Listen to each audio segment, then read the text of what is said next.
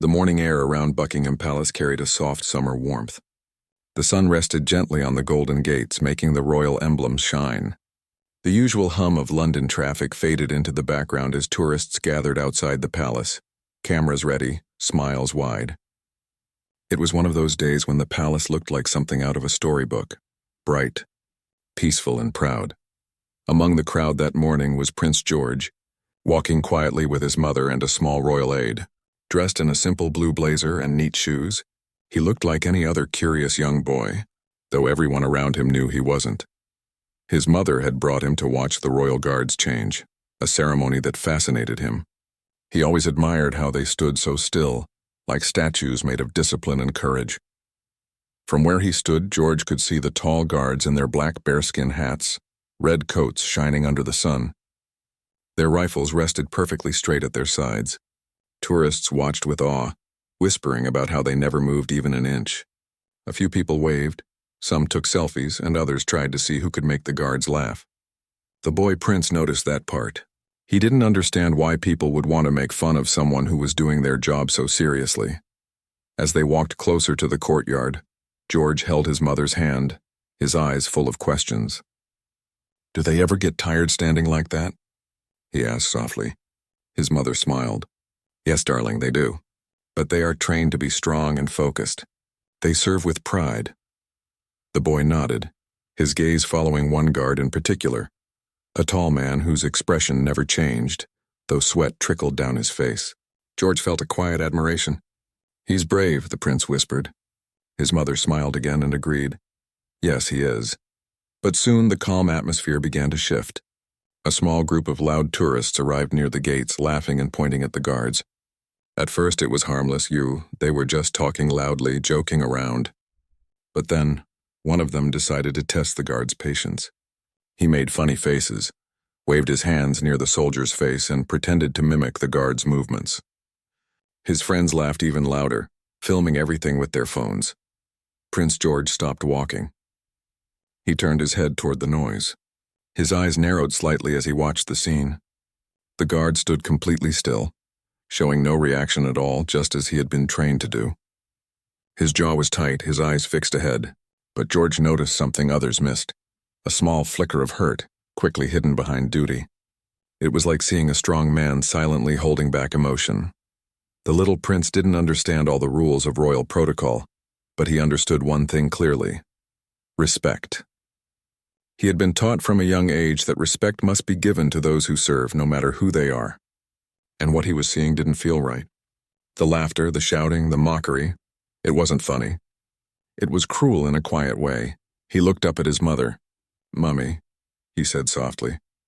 "They're being mean." His mother followed his gaze and frowned slightly. "Let's move along, darling," she said gently. "It's not polite to stare." But George didn't move. He stayed where he was, his small hands curling into fists at his sides. He kept watching as the tourists got bolder. One of them leaned too close to the guard, pretending to bump him, and the crowd nearby gasped. Palace security noticed, beginning to step forward, but before they could, George's face changed from confusion to quiet determination. A nearby aide leaned toward him. "Your Highness, perhaps we should continue the walk," the man said carefully. But George didn't respond. His eyes were fixed on the guard. He could see the strain in the soldier's posture. A man trying not to move, trying not to react even though every part of him wanted to. George whispered again, more firmly this time. "That's not right." His mother heard him but didn't answer. She assumed he was just upset by the noise. But the young prince's heart was already filled with something stronger than discomfort. It was empathy. He could feel the unfairness even at his age. The laughter of the tourists echoed again, louder this time, bouncing off the palace walls. The guard remained motionless, his rifle perfectly straight, his discipline unbroken. But to Prince George, that silence was not weakness, it was strength. And yet he couldn't understand why everyone else just watched without saying anything. He glanced around. Some tourists looked uncomfortable. Others pretended not to notice. The few who tried to stop the loud group were ignored. The laughter continued. George's small face grew serious. He had seen his father and grandfather handle situations with calm authority, and in that moment, a spark of that royal composure appeared in him. He didn't like seeing anyone being treated that way, especially someone wearing the same uniform that guarded his own home. The air felt heavier now. Even the pigeons on the palace railing seemed to have gone quiet. The boy's heart beat faster. Every instinct told him this wasn't how people should behave, especially near those who served the country with pride. He looked once more at the guard's expressionless face.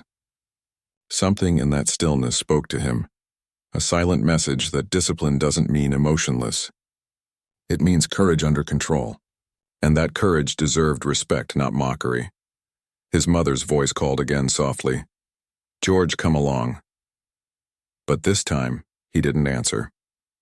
He took a small step forward instead, his shoes making a gentle sound against the pavement. He didn't know what he was going to do yet, but he knew he couldn't just walk away. The aide noticed and quickly whispered, "Your Highness, please wait." But the young prince stayed still, eyes fixed on the scene. His gaze wasn't angry. It was calm, the kind of calm that often comes before an important decision. The guard's commanding officer, standing nearby, noticed the prince's focus and quietly nodded to another soldier, signaling them to keep an eye out. Still, no one expected what the boy was about to do. For now, he only stood there, silently watching, a small figure in a crowd of grown-ups, but somehow he carried more presence than anyone else.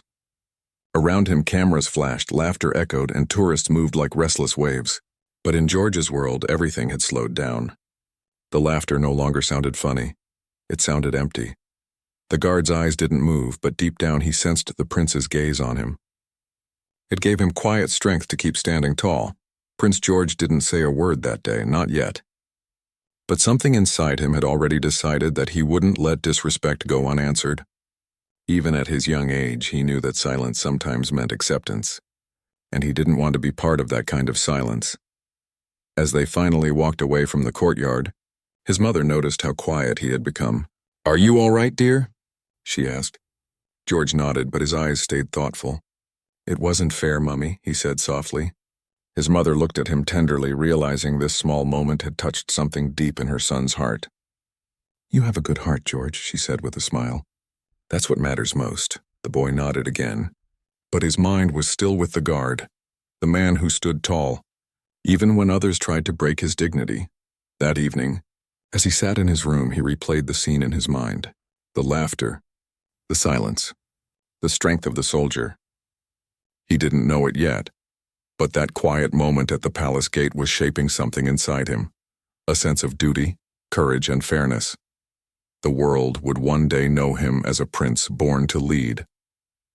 But that morning he was just a boy who had witnessed a moment of disrespect, and silently promised himself that if it ever happened again, he wouldn't just watch. The next day at Buckingham Palace felt almost the same as before. The air was clear, the crowd cheerful, and the royal guard stood tall under the bright morning sun.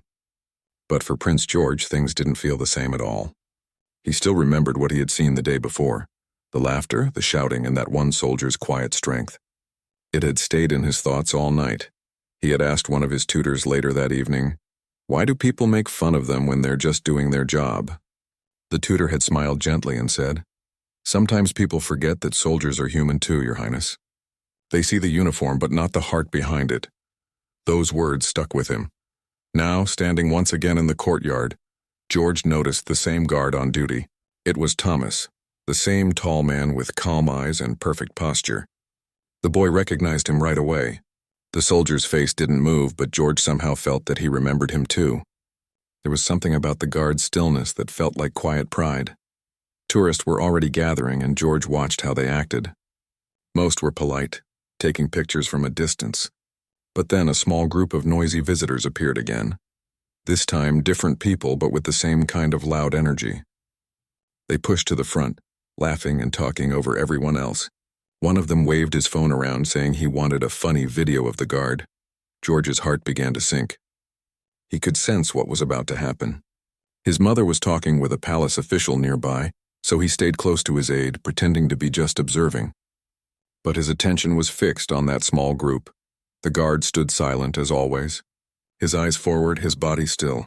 The loud visitor stood in front of him, pretending to salute, making silly gestures. His friends laughed again. One tried to imitate the guard's straight posture, then burst into laughter when he couldn't keep still for more than 10 seconds. It might have looked like harmless fun to some people, but to George, it looked disrespectful. The young prince's small face turned serious again. He could feel a strange mix of emotions, sadness, anger, and disappointment. He wanted to understand why some people didn't see the value of the man standing before them. The soldier's face didn't move, but his eyes, just for a moment, flicked downward and then back up again. It was barely noticeable, but George caught it. It was the look of someone trying to stay strong when something inside hurt. George's mother called softly, "George, come see the fountain." But he didn't move. He kept watching. The aide standing beside him noticed his focused expression and hesitated. The aide had seen that look before. It was the same calm determination that sometimes appeared in the prince's father when he was about to step forward for something he believed in. The tourists kept joking. One even leaned forward and tried to make the guard flinch by suddenly shouting, "Hey!" right near his face. The crowd gasped. The guard didn't move, not an inch. The silence that followed was heavy. Even the noisy friends looked unsure of what to do next. Then the laughter started again, though weaker this time. It echoed against the iron gates and marble walls. George's hands tightened at his sides. His heart pounded. He wanted to say something, but he wasn't sure if he was allowed to. The aide whispered, "Your Highness, please don't step forward. It's not your place," but George didn't respond. His small eyes stayed fixed on the guard, the same soldier who stood tall obeying his oath, showing strength without a word. The boy prince had learned about courage from books, stories of knights, heroes and soldiers who did the right thing no matter what. But now he was seeing real courage and the quiet kind. The kind that didn't come from shouting or fighting, but from holding your ground with dignity. The people around began to murmur. Some were clearly uncomfortable with the behavior of the loud tourists. One woman whispered, "That poor soldier. They shouldn't treat him like that." Another man said, "Someone should stop them." But nobody actually did. That silence felt louder than the laughter. George took a deep breath. His young heart beat fast, but he didn't look away. He stepped a little closer to the edge of the barrier. Not enough to draw attention, but enough to feel nearer to the guard. His mother noticed and gently called his name again, thinking he was just curious. She had no idea what was going through his mind. He turned to the aide and asked quietly, "Why don't they stop them?" The aide replied carefully, "The guards are trained not to react, Your Highness. They are symbols of strength. People are supposed to respect them." George frowned. "But they're not respecting him," he said softly. His voice carried sadness more than anger. The aide had no answer. He simply stood there, unsure how to explain why people behaved the way they did. The tourist who had been shouting now leaned even closer, pretending to touch the guard's shoulder. The crowd gasped again, but before he could, a palace staff member hurried over and firmly asked them to move back. The group laughed it off, pretending it was just a joke. "Relax, we're just having fun," one of them said. George's little jaw tightened. He didn't think it was funny. He didn't think bravery should be laughed at. As the guards changed formation, the crowd quieted down again. The sound of boots on stone echoed through the courtyard, rhythmic and precise. The momentary disrespect faded, replaced by admiration from the rest of the tourists who clapped politely. But for George, the moment stayed heavy. He turned to his mother again. "Why do people do that?" he asked, his voice full of wonder and confusion. His mother looked at him thoughtfully. "Sometimes people don't think before they act, George. But what matters is how you respond. If you ever see something wrong, you must be brave, but also kind." George nodded slowly, her words sinking deep into his heart. He didn't realize it yet, but those words were preparing him for what he would do next. As they walked further into the courtyard, George looked back one last time at the guard named Thomas. The man stood perfectly straight again, unshaken, but the young prince thought he saw something change. Maybe gratitude, maybe relief. It was hard to tell, but it mattered to George. Later that afternoon, while returning to the palace residence, George couldn't stop thinking about it. He sat by the window of the car, staring out at the London streets passing by. His mother noticed and smiled gently. "Still thinking about the guard?" she asked. He nodded. He didn't move even when they were being mean. He's really strong. His mother agreed softly. Yes, he is.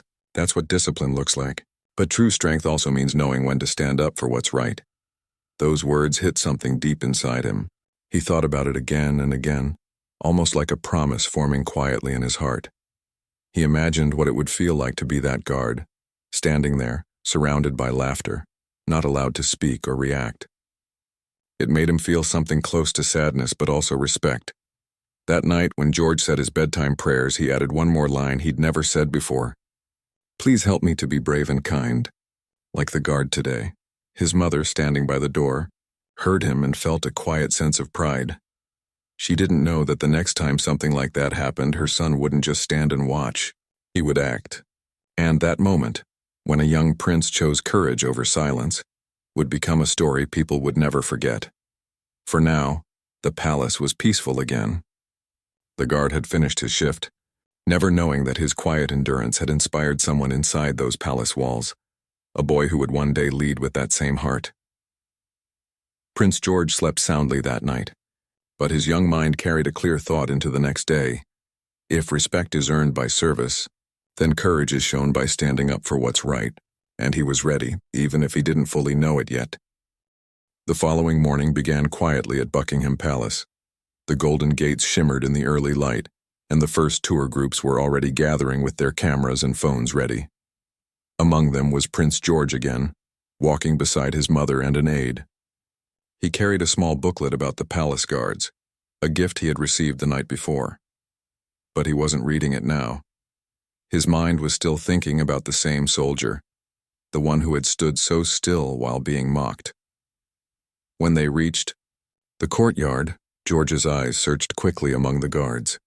There he was, Thomas, standing in his red coat and tall bearskin hat, motionless and proud. Something in George's heart lifted. It felt good to see him again.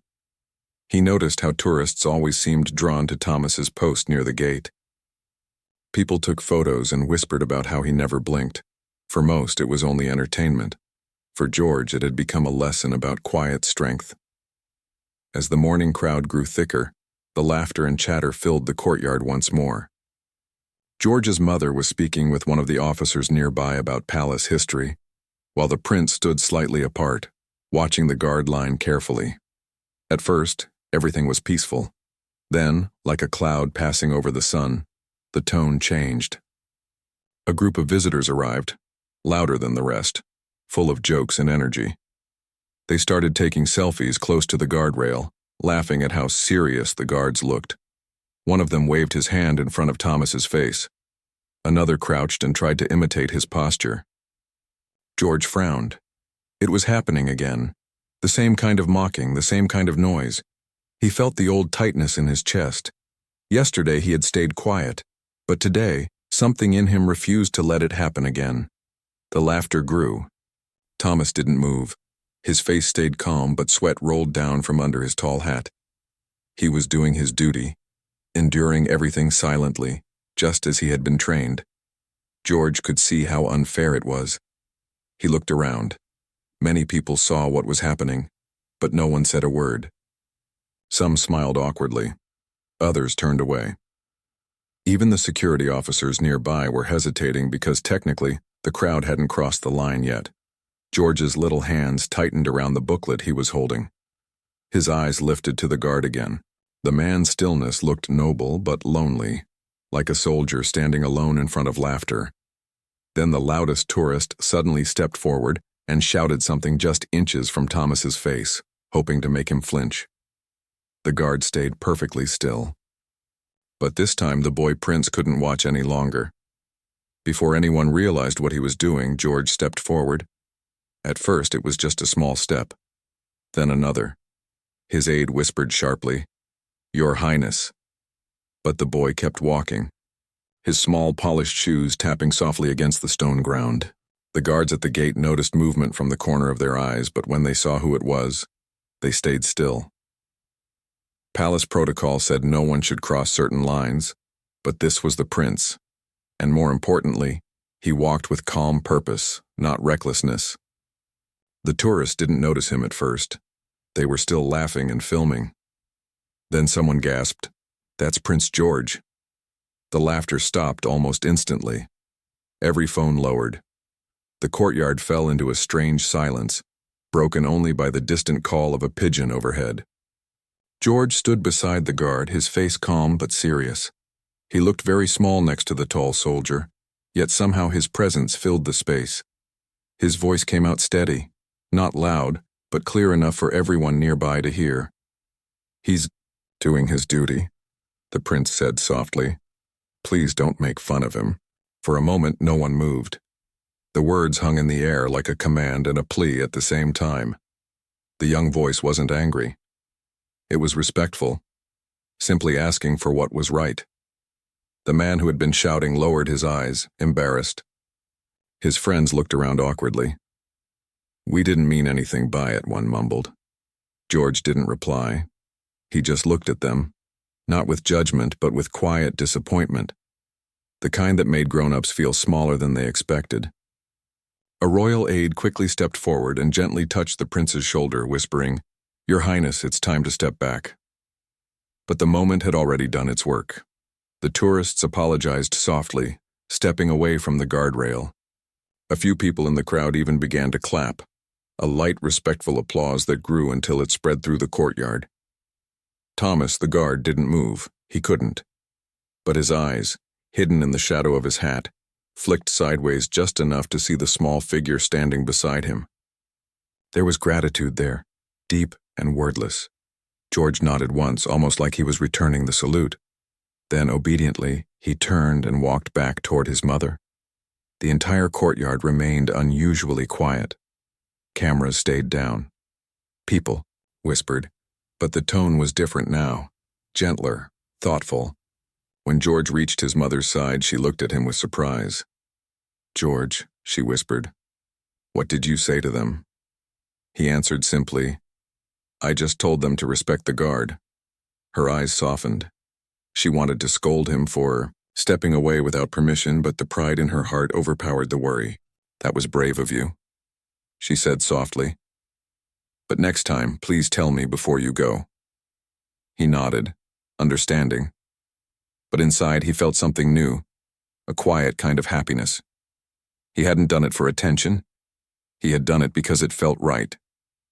After the crowd dispersed, palace security spoke briefly with the tourists, reminding them of proper behavior. The visitors apologized again, saying they hadn't realized how disrespectful it was. The whole situation calmed down quickly, but everyone knew something special had happened. One witness later said, "It wasn't the words and it was the way he said them. Calm, polite, but full of meaning. That little prince taught everyone there a lesson about respect." Meanwhile, Thomas continued his duty until his shift ended. When he finally stepped back into the barracks and removed his heavy hat, one of his fellow guards said quietly, "I saw what happened. The young prince, he stood up for you." Thomas smiled faintly. "I couldn't move, but I heard his voice," he said. It meant a lot. He didn't often talk about emotions, but that day had touched him deeply. Being a royal guard meant facing long hours of standing still, no matter the weather, no matter the crowd. It was part of the honor. But having someone, especially the future king, see him as more than a statue was something he would never forget. Later, back in his room, he wrote a small note in his journal. "A young prince defended me today. His courage reminded me why I stand here." That evening, the palace staff quietly shared the story among themselves. It spread quickly, from one corridor to another. No official announcement was made, but everyone who heard it smiled proudly. The young prince had acted with the kind of grace that couldn't be taught, only felt. When George went to bed that night, his mother tucked him in and kissed his forehead. "I'm proud of you," she said. He smiled sleepily. "He was just doing his job, Mummy. They shouldn't laugh at him." "I know, darling," she said softly. And you reminded them of that. Outside, the palace lights glowed softly against the night sky. Somewhere in the guardhouse, Thomas prepared for another long shift, feeling lighter than before. He knew now that even in silence, someone had been watching, someone who understood what duty really meant. And the world would one day learn of The moment when a small prince, barely tall enough to reach a guard's shoulder, taught hundreds of strangers what true respect looked like. News of the young prince's quiet act traveled faster than anyone expected. It began as a whisper among the palace guards, then reached the staff in the kitchens, and by evening nearly everyone inside Buckingham Palace had heard about it. They spoke in hushed, proud voices, not as gossip but as something deeply meaningful. "Did you hear what Prince George did?" one maid said to another as they set the royal table. "He stood up for the guard. Just walked right up and asked the tourists to show respect." The other woman smiled warmly. "Just like his great-grandmother would have done," she replied softly. Inside the guardhouse, Thomas sat polishing his boots after his shift. His hands were steady, but his mind was still replaying the moment. He had faced all kinds of situations in his years of service. Harsh weather, rude crowds, endless hours of standing in silence. But nothing had prepared him for that small, brave voice beside him. He remembered the calm tone, the clear eyes, the courage in the boy's words. It wasn't loud or commanding. It was something purer, kindness wrapped in authority. Another guard entered the room. "You all right, mate?" he asked. Thomas nodded, smiling faintly. "I'm fine," he said quietly. "It's just—" "I'll never forget that moment. Imagine a prince defending me." The other guard chuckled softly. "Well, he's got the heart of a leader already." As the evening sun turned the palace walls gold, the story reached one of the senior officers who oversaw the royal security. He listened carefully as one of the aides described what had happened. There was pride in his expression, but also reflection. "It shows character," he said thoughtfully. "That boy already understands honor better than many adults."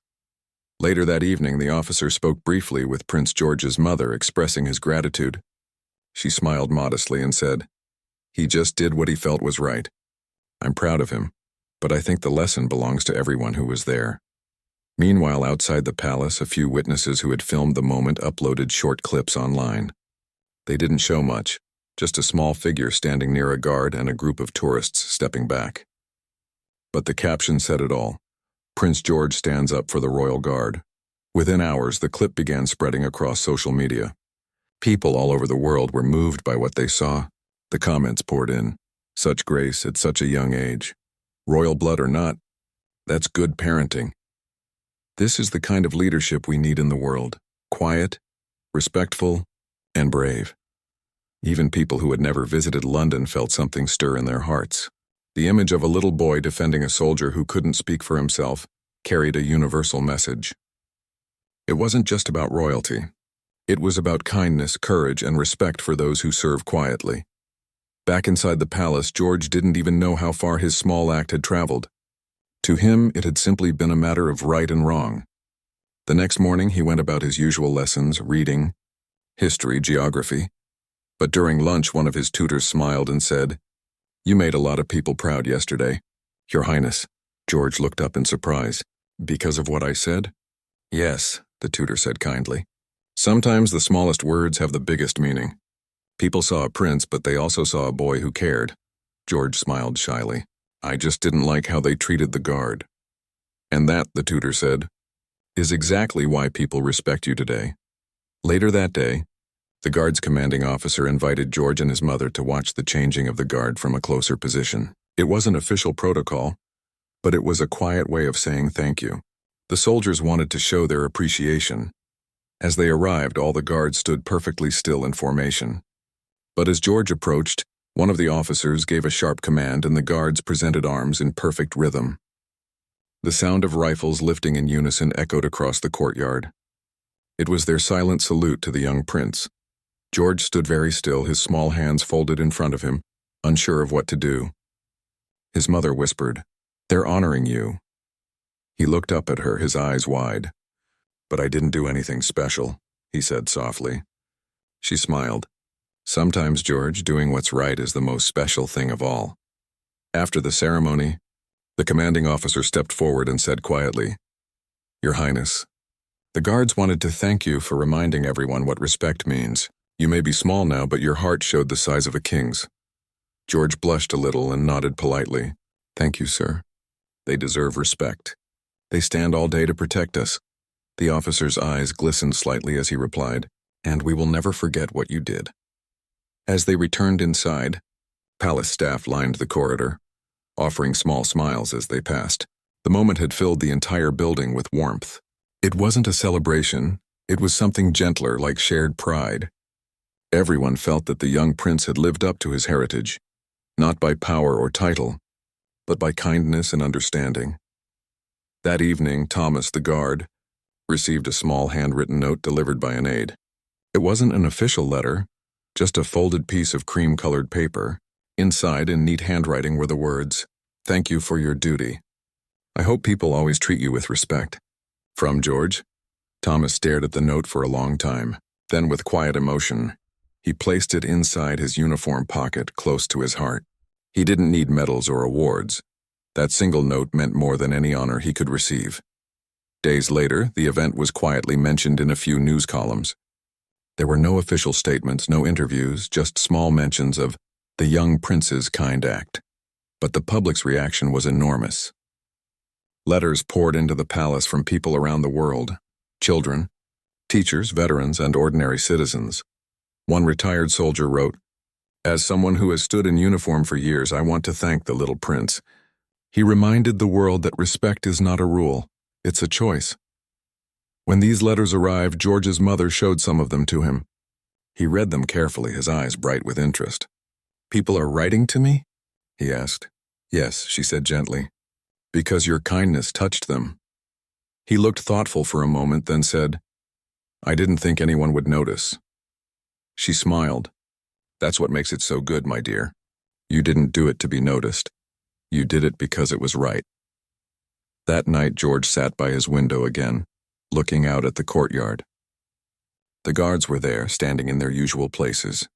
He could see the faint outlines of their red coats in the dim light. For a long time, he just watched them silently. The palace was peaceful again, but for George, something had changed. He understood now that leadership wasn't about giving orders or wearing crowns. It was about seeing people, truly seeing them, and choosing to stand beside them, not above them. The guard below, unaware of the prince watching, stood proud and steady, unaware that the young boy had made a promise in his heart, to always protect those who protect others. The story of that morning continued to ripple quietly across the world. Teachers shared it with students. Parents told it to their children at bedtime. It became one of those rare, true stories that reminded people that goodness still existed, and that sometimes, even the smallest act of courage could restore faith in humanity. And somewhere inside Buckingham Palace, a mother smiled to herself, knowing her son had taken one of his first true steps toward the man he was meant to become. Not a ruler by crown alone, but a leader by heart. When the palace lights dimmed that evening and the tourists had gone home, silence returned to the great courtyard. The red coats of the royal guards looked softer now under the pale glow of the lamps. Inside the guardhouse, Thomas sat quietly on a wooden bench, his bearskin hat resting beside him. His long day had ended, but his heart was still full. He pulled out a small folded note from his pocket, the one Prince George had sent him. He read it again slowly, letting each word sink in. "Thank you for your duty. I hope people always treat you with respect. From George." The handwriting was neat but slightly uneven, showing the hand of a young boy who had written it with care. Thomas smiled softly. In all his years of service, he had received medals, certificates, and salutes, but nothing had ever felt like this. This little note was more than just paper. It was gratitude. Real, sincere gratitude. He thought about the moment the prince had stepped forward. It had been so sudden, so unexpected. No hesitation, no fear, just quiet courage. The memory played again and again in his mind. The boy's calm voice, the respect in his words, the way the noisy crowd had gone silent. For the first time in a long while, Thomas felt that his silent duty had truly been seen. Not as a performance for tourists, but as a service, a promise kept every day, rain or shine. Later, as he walked back to his small quarters behind the palace, he passed another guard coming on duty. "Evening, Thomas," the man greeted. "Quite the day, wasn't it?" Thomas nodded. "Yes," he said with a small smile. "Quite the day indeed." The other guard chuckled softly. "You know, the story's already gone around the entire regiment. You've got yourself a royal admirer." Thomas laughed lightly. "I didn't do anything special," he replied. "He did. That night, as he placed the note safely in a small box beside his bed, he whispered quietly, "Thank you, young prince." Then, like every night, he said a short prayer for those who served with honor. The next morning, life at Buckingham Palace returned to its usual rhythm. The changing of the guards, the flow of tourists, the sound of footsteps echoing on the stone ground. But something invisible had changed. There was a new kind of respect in the air. Visitors seemed quieter, more thoughtful. The guides spoke softly about the royal guards who protect the palace with pride. It was as if everyone felt they were standing in a place where something meaningful had happened. Even the guards noticed it. People stopped mocking or trying to make them laugh. Instead, they smiled politely, sometimes even thanked them. The energy around the gates felt different, warmer, more respectful. Prince George didn't fully realize the impact his small act had created. To him, it was just something that needed to be done, but within the palace, it had become a quiet legend. During breakfast a few days later, his father smiled and said, "I heard about your bravery, George." The boy looked up curiously. "Bravery?" His father nodded. "Standing up for someone who couldn't speak for himself, that's real courage." George smiled shyly. "He was just doing his job, Papa. I only asked them to stop." His father chuckled softly. That's how great things begin, with simple words spoken at the right time. As days turned into weeks, the story of that morning continued to travel. Newspapers in other countries mentioned it briefly. It wasn't a headline story, it was a small, human moment tucked between bigger events, but those who read it felt moved. One teacher in Canada shared the story with her students during a classroom lesson about kindness. "See," she told them, "it doesn't matter how small you are or how young. Doing what's right is always possible." In a small village in India, a retired soldier read the story aloud to his grandchildren and said, "This is what honor looks like." And in London, people who walked past the palace gates began to see the guards differently. They weren't just statues in uniform anymore. They were symbols of dedication and silent service. Inside Buckingham Palace, a few of the older guards began referring to Prince George as the little gentleman. It was said with affection, not formality. They saw in him a glimpse of the kind of leader they hoped he would one day become, someone who led not by title, but by heart. Thomas, meanwhile, continued his duties with the same discipline as always, but with a lighter spirit. When tourists passed by now, he felt something different. A little more respect, a little more warmth. And every time he stood at his post, he remembered the small boy who had seen him not as a statue, but as a man. One afternoon, weeks later, a senior officer gathered the guards for a short meeting. "Gentlemen," he said proudly, "I want you to remember what happened that day. The prince reminded us of something we sometimes forget, that respect must be earned and given equally. Each of you represents not just duty, but dignity. Let's keep that alive." The guards stood taller after that speech. The story became something they shared with new recruits, not as a rule, but as a reminder. Prince George, however, didn't dwell on it much. Children are naturally humble that way, but the moment stayed in his heart. Sometimes, when he walked past the courtyard and saw the guards standing in their posts, he would smile quietly. He never spoke of it again, but he didn't need to. The respect in his eyes said everything. Years would pass, and the story would be told many times, in training halls, classrooms, and family homes. Some would add details, others would shorten it, but the heart of the story always stayed the same. A young boy saw something wrong and chose to act with kindness and respect. It wasn't about royalty or power. It was about understanding that real leadership begins when you care for others. One evening, Thomas retired after many years of service. During his farewell gathering, the captain handed him a small wooden box as a parting gift. Inside it was a framed copy of Prince George's note, preserved carefully by the regiment. Beneath it was an inscription that read, "For duty, honor, and the kindness that inspired a prince." Thomas felt his eyes grow moist as he held the frame. "I stood still all my life," he said quietly, "but that day someone stood up for me. I'll never forget that." Back at the palace, Prince George continued to grow, learning, studying, and preparing for the life ahead of him. But every so often, when he passed the guards on his way to official lessons, he would glance at them and feel the same quiet admiration he had felt as a child. He didn't always remember the tourists' faces or the exact words he said that day, but he remembered how it felt to stand up for someone who couldn't speak, to see wrong and choose right. That feeling never left him. It became part of who he was, a seed of compassion planted early, watered by experience, destined to grow into something much greater. And though the world would go on, filled with noise and news, some stories would always remain timeless, not because they were big, but because they were true. In time, the story of the little prince who defended the guard became one of those quiet royal legends that staff whispered with pride. And those who served in uniform often spoke of it as a reminder that respect was never about rank. It was about humanity. The palace gates still stood strong, the guards still silent and still. But somewhere in those golden walls, a prince was growing up with a lesson that would guide him for the rest of his life. That honor, once given, can change hearts forever.